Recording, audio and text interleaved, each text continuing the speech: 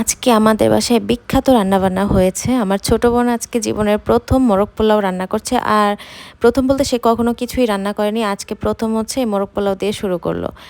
আর সে কিন্তু এখন পরে এই যে ইউনিভার্সিটি পরীক্ষা দিচ্ছে, এক্সাম দিচ্ছে ভার্সিটির অ্যাডমিশনের।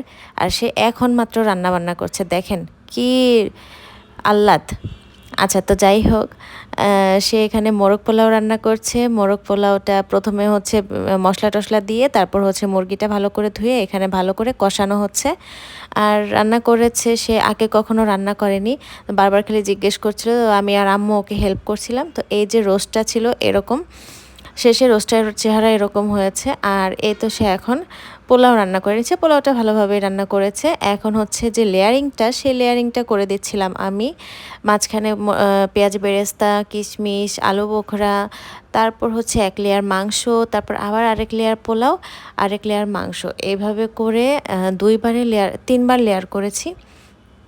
আর ওপরে পোলাও দিয়ে তারপর হচ্ছে ওপরে আবার পেঁয়াজ বেরেস্তা দিয়ে একটু দমে রেখে দেওয়া হয়েছিল। আর এই যে ফাইনাল ফিনিশিংটা সত্যি মাশাআল্লাহ অনেক মজা হয়েছিল। ১ম বার রান্না হিসেবে অনেক টেস্টি হয়েছিল। আল্লাহ হাফেজ।